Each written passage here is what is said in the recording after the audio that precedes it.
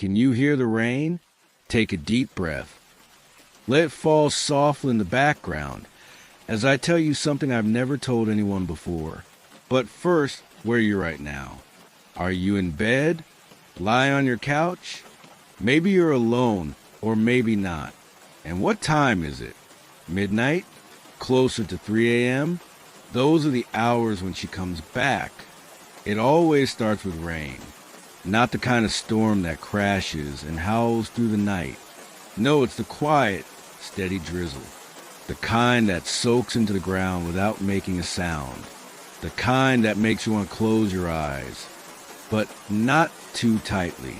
Because if you do, you might miss the moment when something shifts in the air. I was 12 the first time I saw her.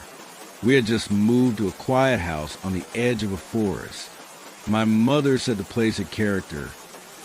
Bones, she called it.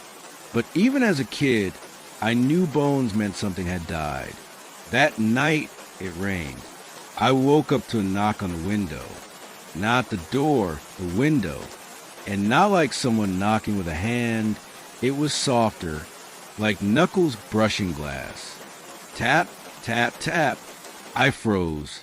My bed was across the room from the window, but I could see the curtains moving gently from a breeze. Or at least, I thought it was the breeze. Mom, I called out. No answer. Dad. Silence. Only the rain answered me. Then I heard it again. This time from the other window. Tap, tap, tap. I pulled the blanket over my head and squeezed my eyes shut. The rain should have drowned it out, but the sound got sharper, clearer, like whoever was wanted to be heard, wanted me to come closer. Do you ever feel like someone is staring at you even when you can't see them? I did, and I swear behind the curtain, I saw a shape, a face, pale, wet, unmoving. It wasn't my imagination, because the next morning there were footprints, bare, muddy, small, too small to belong to an adult. But I was the only child in the house, and they led from the window to my bed. Yes, that close. She didn't knock again for a long time. Years passed. I grew up, moved out, thought I had escaped that place. Until last week, it was around midnight, and it was raining, and then tap, tap, tap at the window of my apartment. 7th floor, no balcony, no ledge, nothing but glass and sky. I didn't want to look, but I did. Would you? I stood in front of the window, heart racing so fast, I thought it might shatter my ribs. The city lights blurred through the rain, but right there, pressed against the glass, was her face. The same one I remembered from years ago, dripping wet, pale, and still as death. She didn't blink, didn't breathe. She just stared. I should have screamed, called someone, but I couldn't move. Her eyes locked mine, and in that moment, I felt like I was 12 again. That same cold breath over my skin, like a whisper I couldn't hear. My body refused to obey, like the air around me had thickened. Heavy, unnatural. I finally forced myself to blink, and when I did, she was gone.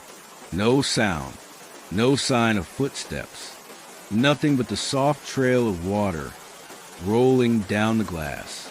I didn't sleep that night, but that's not the worst part. The next day, I got a call from my mom. I hadn't spoken to her in months. She said she had something to confess, something about the house we grew up in. She told me I wasn't the first to see the girl. Apparently, the family who lived there before us had a daughter. Her name was Evelyn. She disappeared one night during a thunderstorm. They said she must have run off into the woods. They searched for weeks, but never found her. The strange thing was, her mother claimed Evelyn used a sleepwalk, and every time it rained, she'd end up outside barefoot, standing at someone's window. like she was looking for a way back in. They thought she drowned in the woods, got lost. But my mom swears, the night we moved in, she saw small muddy footprints outside my window, just like the ones I found. Evelyn has been looking for a home ever since, and she's found mine. Last night, she came again. Tap, tap, tap. Only this time, she wasn't outside. She was standing inside the room, at the corner, not moving. Her wet hair clung to her face. Her skin sagged in places, like water had soaked into her too deep. Her head tilted slowly, just enough to show me she knew I saw her.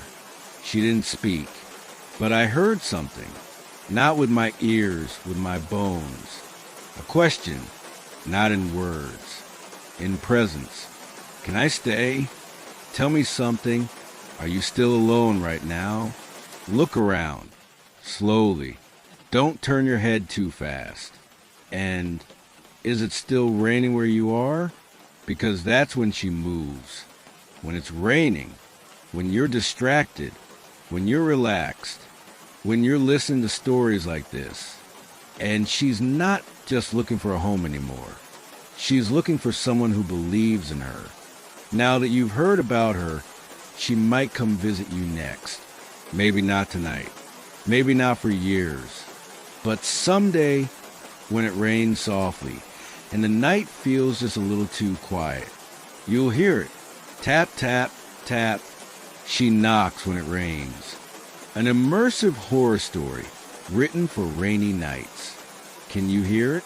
The rain, soft, steady, like a lullaby from something ancient. It's not loud, but it fills every corner of the room. And sometimes that's when things slip through. Before I tell you what happened, let me ask you something. Where are you right now? Is it quiet around you? Is the room dark? And most important of all, what time is it? Because she comes only when it rains. And usually at night, when you're alone, when you're relaxed, just like now. It started when I rented a cabin in northern Washington. I've been dealing with stress, nightmares, and this constant sense of being watched. Even in my own apartment, I wanted silence, real silence, somewhere far from people, somewhere no one could find me.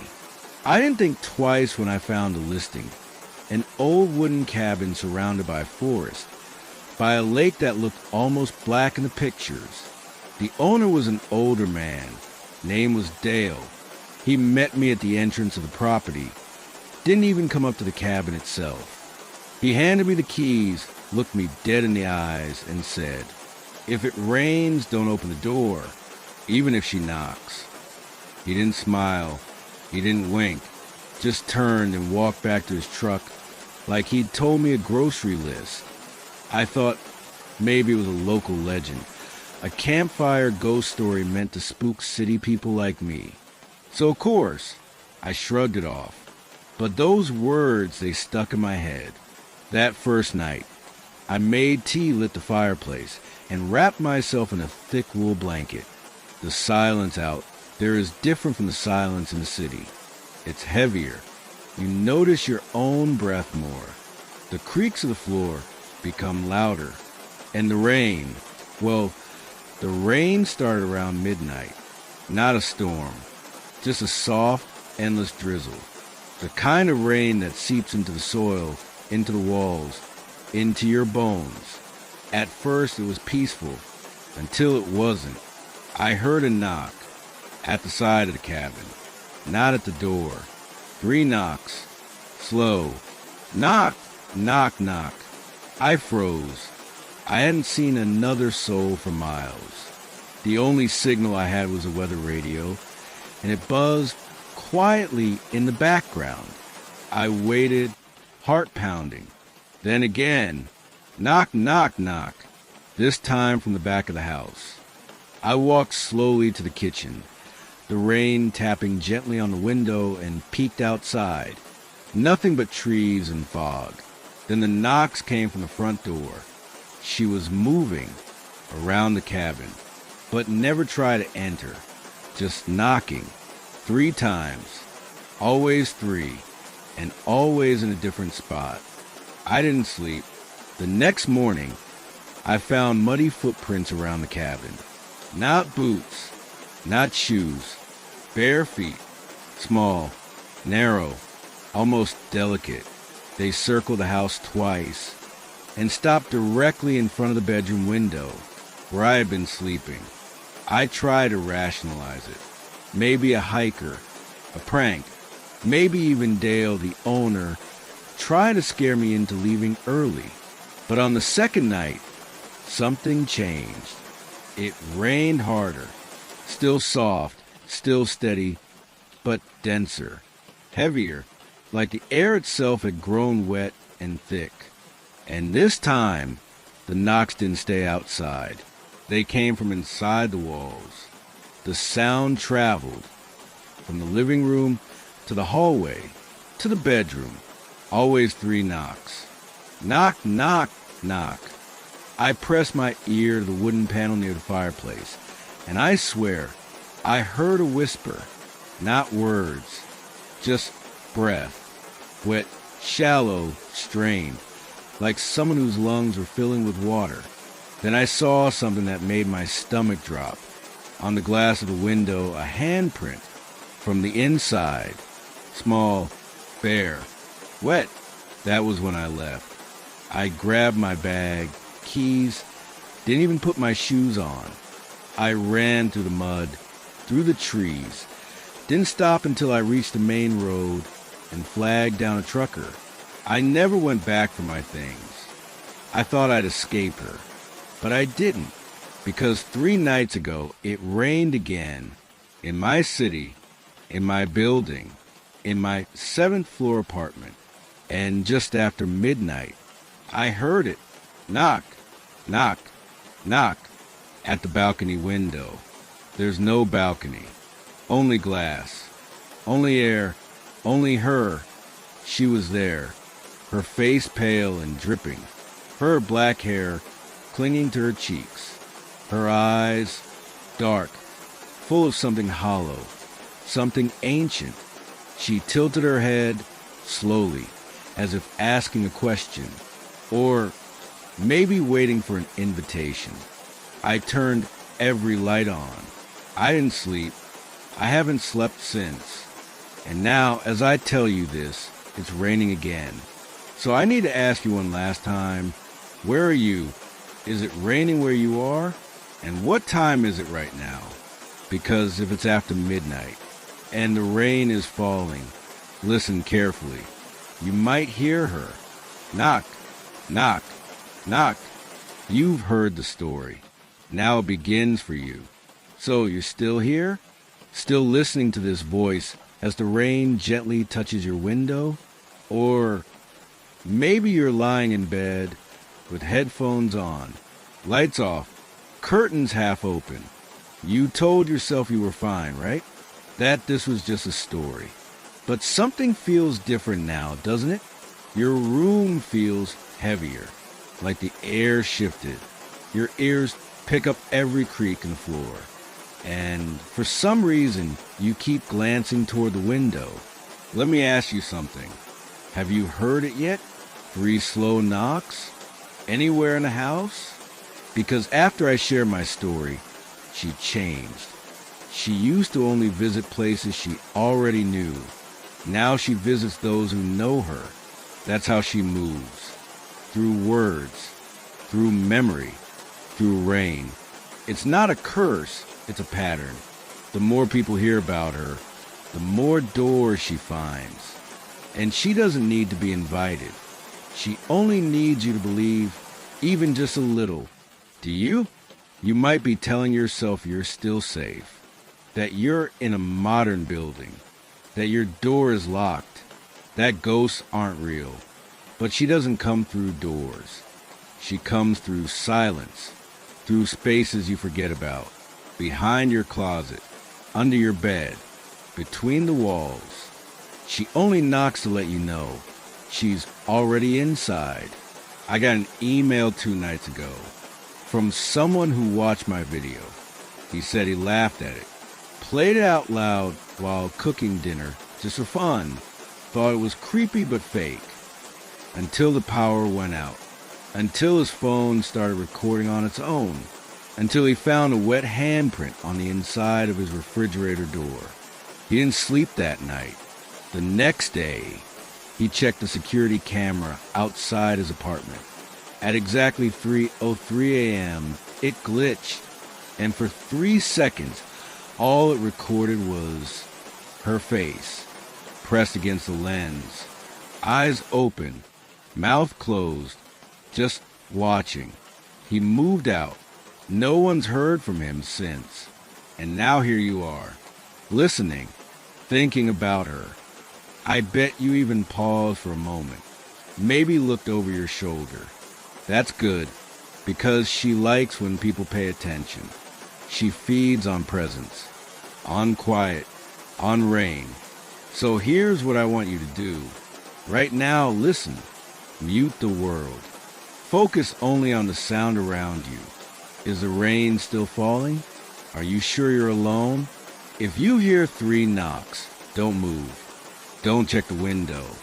Don't open the door. And whatever you do, don't speak her name. Because once you do, she stays. You listened. Now she listens back. Still with me? You haven't turned this off. You haven't changed the video. You haven't taken off your headphones. That means she knows you're listening. And she's listening too. You may have already felt it. The shift. Maybe you turned off the lights in your room and then forgot why. Maybe the air suddenly felt too still. Or maybe there was a faint smell of wet wood, like old forest rot coming from nowhere. That's how she starts. She never charges in. She waits until your mind is soft from the sound of rain, until your focus drifts, until you forget which corner of the room was always at dark. Then you hear it. Tap, tap, tap. No door, no window. It could be a cabinet. It could be behind your headboard. It could be under your bed, but it will be somewhere you don't expect. People always ask me, why 3 knocks? I didn't know the answer until I got an email from a woman in Maine. Her grandmother was a folk healer. She said 3 knocks meant an invitation had been accepted. Not yours, hers. She knocks to tell you she's accepted your silence, your curiosity, your fear. That's why you must never knock back, never respond, never mimic it, never test it, because someone did. A man named Kyle. He commented on my last video, said it was awesome, that he wanted to see what would happen if he knocked back. He recorded himself doing it. 3 soft knocks on the wall near his bed. Then something replied, not from the wall, from inside his closet. The camera shakes. He drops the phone. There's a flash of movement, a long, wet arm stretching past the edge of closet door. Then nothing. The phone kept recording for 6 hours. No one picked it up. His apartment was found days later. Front door still locked from the inside. Closet wide open. And inside, nothing but a shallow puddle of water on the floor. He's never been found. So now I ask you, not out of curiosity, but as a warning, have you heard anything since we started this story? A knock? A whisper? A feeling? Look around your space. Slowly. That corner you've been ignoring. That door that's just barely cracked open. That curtain that just moved. Was it a breeze? No. It's her. She waits. Patient. Soaking. Smiling. And the rain, it hides her well. But eventually, the knocking will stop. Not because she's gone, but because she's already inside. You didn't stop listening. Now she's closer than ever. You stayed, even after the knocks, even after the warning, Even now, when the air feels heavier, when the rain sounds less like weather and more like breathing, tell me something. Have you started forgetting things lately? Little things, like where you place your phone, whether you locked the door, what time you fell asleep. You chalked it up to stress, didn't you? Maybe lack of sleep? It's not that. It's her. That's what she does next. She doesn't just appear at windows or knock on walls. She unravels you. Quietly. Delicately. First, she takes your sense of time. You start waking up at strange hours. 2:47. 3:12. Always during the rain. Then she slips into your dreams. You're walking in a hallway. Endless. Wet. The lights buzz above your head and the floor is slick. You hear the rain, but it's not outside. It's inside the walls.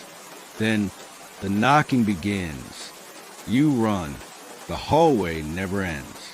You try to scream, but your mouth fills with water.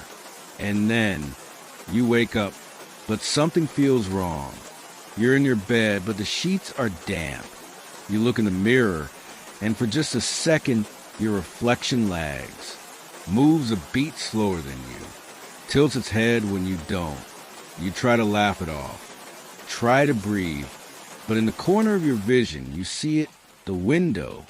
There's a shape, faint, still, watching, and when you blink, it's gone. That's how she toys with you. She gives you glimpses, then makes you question if they happen at all. One viewer messaged me last month, said he started seeing raindrops inside his apartment, on his kitchen counter, on his pillow, on the inside of his windshield. He thought it was a leak. It wasn't. The night before he disappeared, he sent me a voicemail, just one sentence. Whispered, frantic, afraid. She's inside the mirror now, but only when I'm not looking. That was it. His voicemail cut off with a single sound, 3 soft knocks, and static. So now I ask you once more, when was the last time you checked your mirrors? Have you noticed your reflection blinking too late, or moving just a second slower than you? If so, don't turn around too fast. She hates being noticed too early. It ruins the surprise. And tonight, if you hear her knocking again, don't get up, don't investigate, don't speak. Because now, she's not trying to scare you. She's trying to become you. And when the rain finally stops, it won't be you. The story was never just a story. Still here? Good. Because you've made it further than most. Most people turn off the story after the second knock. Others mute it when the voice gets too close, when the mirror starts to feel wrong. But not you. You stayed. You listened. You believed. Maybe not at first, but somewhere in the quiet between the rain and the knocking, something inside you opened. That's all she needs. Do you remember the first line I spoke? The rain was soft, peaceful. Now it feels what inside your lungs, doesn't it? Your ears strain for silence, but all you hear is her. She's no longer at the window. She's no longer behind the door. She's inside the words, inside your thoughts, inside me, and I bet you felt it too. Your fingers twitching while you try to stay still. Your eyes darting to corners you never feared before. A subtle pressure at the back of your neck, like breath. Let me tell you something you weren't supposed to know. This story isn't mine. It never was. I didn't write it. I didn't live it. I only repeated it, because that's how she survives. She tells a story through others. Each time you hear it, she's one step closer. Each time someone listens to the end, the story becomes theirs. So now, let me ask one last time, where are you? What time is it? And more important, do you feel different now? No need to answer. I already know. Your mouth is slightly dry. Your eyes are heavier. Your hands may be colder than usual. And outside, still raining. Good. That means it worked. Soon, you'll start seeing her too. Not in your dreams, but in places you trust. Your reflection. Your hallway. Your shower door when it fogs up. And when she's ready, you'll feel her hand on your shoulder. But she won't drag you anywhere. She'll just lean close, so close you can feel her breath. And she'll whisper, "It's your turn." Because now the story is inside you. You'll tell it to someone else, maybe as a joke, maybe as a warning. And when they listen to the end, it begins again. It always begins again, just like the rain. Knock, knock, knock. Rain doesn't just fall. It spreads. Are you still listening? Strange. I thought by now you'd feel it. The shift, the silence, the stillness before something changes. Some don't notice it right away. It creeps in. At first, it's in your habits. You check your window twice now. You avoid the mirror in low light. You don't fall asleep unless the rain stops completely. But it doesn't, does it? Somehow, there's always a drizzle now. Outside your house, or in your ears, or deep in your chest, like your heart is pumping water instead of blood. You try to tell yourself this is just a story, that you can walk away from it, that once the video ends, it's over. But it's not, because I never told you the most important part. I was once in your place, listening, relaxed, alone on a rainy night. Someone told me the story too. I didn't believe them until I heard the knocking, until I forgot what day it was, until I saw her standing exactly where you are now. And then I disappeared, or maybe I was taken, or maybe I became what I feared. You're not listening to me anymore. You're listening to her, because once you hear her name whispered in your own voice, it's too late. You've already said it, even if not out loud. She lives in memory, in rain, in silence, in the places we don't look directly at. Right now, I want you to do something for me. One last favor. Don't rewind the story. Don't rewatch it. Just remember it. Let it live inside you, because someday soon you'll tell it to someone else. You won't mean to. You'll just say, "Have you ever heard the story about the girl who knocks when it rains?" And when they say no, you'll begin, and the cycle will continue, because this isn't a story. It's a seed, and now it's yours. Listen, do you hear that? The rain is slowing, but just before it ends, knock, knock, knock. The man in the frame. Some pictures don't just watch you. They wait for you to watch back. Can you hear the rain? Let it fall. Let it soak into the silence around you. Let it cover everything, like a blanket you didn't ask for. And before we go any further, where are you listening from right now? Are you alone? Do you have any mirrors nearby? Any pictures hanging on your walls? Because that's how mine started. With a picture, not mine, not one I bought or printed. It appeared one night during a storm. I was walking home, rain pouring, streets empty, and someone had left a small package on the front steps of my apartment building. No name, no address, just soap brown paper with a thick red string wrapped 3 times.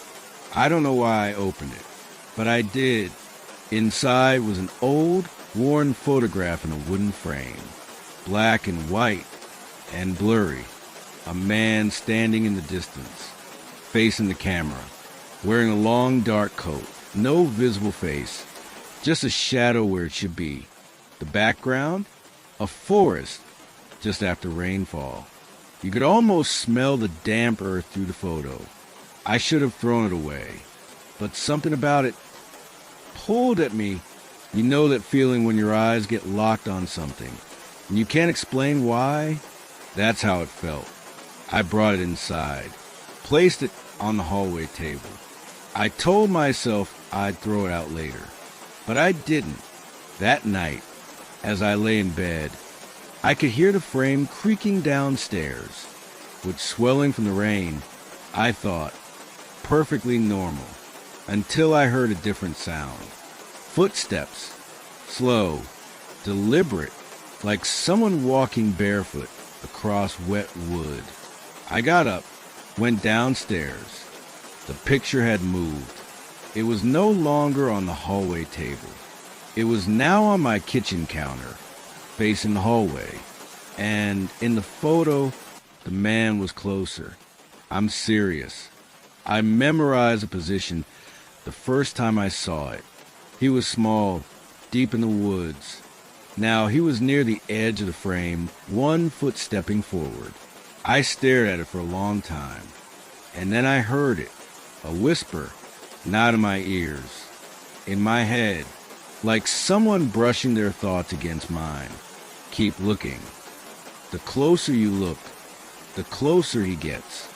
Still listening? Good. He likes when you do. That whisper I told you about, keep looking, it didn't feel like a voice. It felt like permission, as if the moment I heard, I had already agreed to something without realizing it. But I couldn't stop staring at the frame. The photo felt alive, not moving, but pulsing, like it was breathing beneath the glass. The man in the picture, his coat looked wetter now. His feet were planted deeper into the earth. And I swear the trees behind him had shifted, closer, tighter. I blinked, and for just a second, I thought I saw a second figure between the trees. But when I looked again, gone. I turned the frame face down, went back upstairs, told myself I was overtired, imagining things, maybe even dreaming. That night, I woke up to something cold brushing my ankle, not a breeze. Fingers. I jolted upright, heart hammering in my chest. No one there. I turned on the lights, walked down to the kitchen. The frame was back on the hallway table, face up, and the man was even closer. I could now see part of his face, still blurry, like something pressed against frosted glass. But there were eyes, 2 dark spots that didn't look like they belonged in an old photograph. They looked like they belonged here, watching me. Then I noticed something new. In the bottom corner of the photograph, there was a faint reflection, a window with rain on the glass. It was my window, my living room. It was like the picture had taken something from my world and absorbed it into his. Now tell me, where are you right now? Do you have any pictures near you? Family portraits? Old black and whites? Have you ever looked at one and felt like something was wrong with the background? Not the faces. Those are obvious, but the shadows behind them, the things half hidden by curtains or leaves, the vague shapes in corners you never noticed until now. Maybe you should go check them. Right now. I'll wait. Did anything change? Don't answer out loud. Just think about it. Because the man in the frame, he doesn't speak with sound. He listens to thoughts, to attention. And every time you remember the photo, he moves. That's how he travels. Through memory, through imagination, through people who look too long and wonder what if. He started with me, but I think now he's with you. The frame doesn't hold him back. It holds you in. You're still listening. And I think by now he knows where you are. Don't panic. Not yet. You haven't looked behind you in a while, have you? That's fine. He doesn't mind waiting. He's patient. He was patient with me too. After the second night, strange things started happening around the house.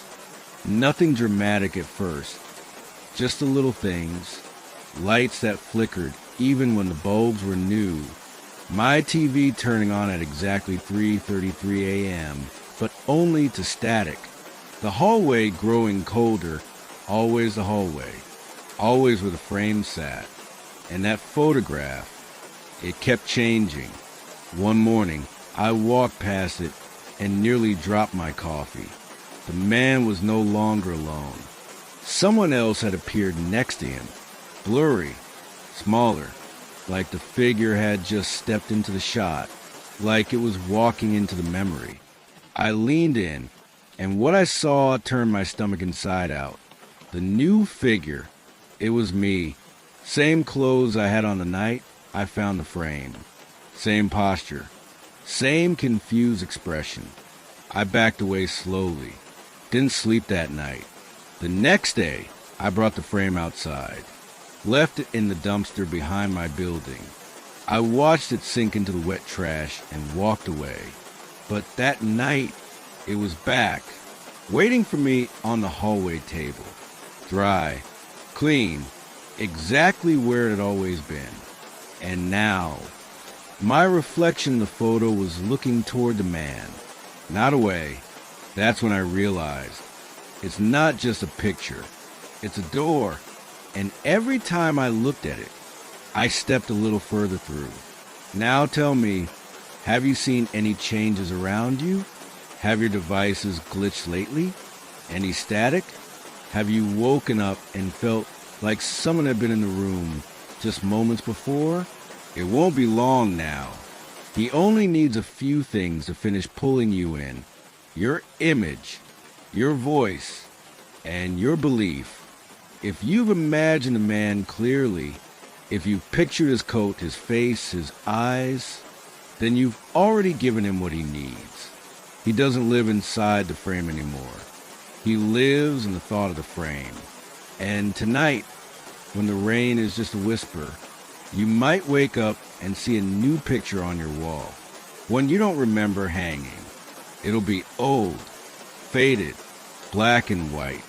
And at the very edge of it, you'll see someone in the distance, waving. Your reflection doesn't belong to you anymore. Let me ask you something. Have you looked at yourself lately? Not just a passing glance in the mirror. I mean really looked. Watch the way your eyes move, the way your chest rises and falls, the way your face shifts when you're not smiling. Try it. You might notice something strange, like a delay, your reflection blinking half a second too late, or holding its breath just a moment too long. It happened to me yesterday. I was brushing my teeth, standard morning routine, except this time, when I looked up, my reflection wasn't brushing. It was staring, mouth closed, eyes fixed. Still, I froze, and then it smiled. Not a friendly smile, not even a threatening one. It was a recognition, as if it was saying, I've waited long enough. That's when the light behind me flickered. The bathroom bulb buzzed, and for just a second, the man in the frame stood behind me. Not in the mirror, in the room. I didn't turn around. Couldn't. I just stood there. Felt the cold breath at the base of my neck, the weight of someone else's presence. And when I finally blinked, he was gone, but the reflection, still smiling. And now I can't remember the last time I blinked first. I started finding old photographs around my apartment, ones I don't remember taking. One of me sleeping, one of me standing at the window, one of me looking at the picture frame. In every one, the man was there, somewhere in the background, closer each time. Sometimes only his coat, other times just a hand on a doorknob, but always watching. And tonight there was a new one, left on my pillow. It wasn't printed. It was developing itself slowly like old Polaroid film. And I swear your face is in it. I don't know how, but it's you. the posture, the expression, the way your head tilts when you're thinking. He's not after me anymore. He's chosen someone new. So I ask you again, have you looked at yourself today? Did you see your reflection blink out of sync? Did you feel something watching through the back of your eyes? Because the man in the frame doesn't need you to enter his world anymore. He's bringing it here. And soon there won't be a difference between the picture and your life. You thought you were looking at him. The whole time, he was looking for you. The rain hasn't stopped yet, has it? It's softer now, slower, like it's waiting just like him. You've been hearing it the whole time, outside your home, outside your window. And now, maybe you're starting to hear it inside your mind. That's how it ends. Not with a scream, not with a bang, but with the soft drip of a world dissolving into another. I told you he was patient. I told you he watched. But I didn't tell you the truth. He doesn't just appear in the photo. He doesn't just reflect in the mirror. He doesn't even need the rain. The frame, it's just a doorway. What he really needs is a replacement. Someone to take his place. That's what he's been doing all along. Every person who finds a frame, every person who stares too long, who hears the whispers, who sees the subtle changes in their reflection, they're being measured, not haunted, tested. He's looking for the perfect fit, the one who will cross the threshold and take his place inside the image. He chose me. Years ago, I was young, curious, tired, listening to stories just like you, until one day, I found an old frame in a flooded bookstore. I didn't understand it at first, but now I do, because I've been the man in the frame for years. And I'm so tired. The longer you're in there, the more you forget who you were. Your face blurs. Your name fades. Your voice becomes someone else's.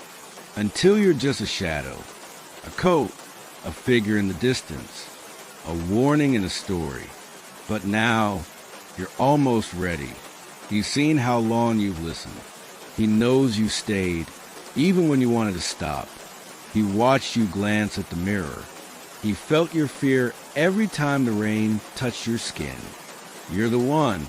The final requirement is simple. You have to accept. You have to know it's real. Because the moment you believe, you'll feel it. Not fear, not pain, just a quiet pull, like gravity shifting sideways. Your walls will stretch. The corners of your room will bend. And the sound of the rain will get distant, like it's no longer outside you, but above you, behind the glass. And then, just before it happens, just before your image fades into the photograph forever, you'll hear one last whisper, "Thank you." And when someone else finds a frame, they'll see you at the edge of the forest, standing in the rain, facing the camera, still waiting. Some stories don't end. They wait to be remembered. The rain finally stopped. No more knocking on windows. No more whispers behind the mirror. No more flickering lights or shifting shadows. Just silence. But it's not comforting. It's hollow, like something was removed from the room. Like someone. A neighbor says they haven't seen you in days. Your phone rings, but no one answers. Your lights are off. Your mail piles up. But strangely, your door is unlocked. Inside, everything is untouched, except for one thing, a frame, resting perfectly at the center of a hallway table. Black and white, old, faint, a photograph of a forest after the rain. And in the center of the image, a man, no face, only a coat, only a shadow. And if you look closely, just behind him, another figure is beginning to form. Still blurry, still fading in, but slowly, piece by piece, it's becoming you.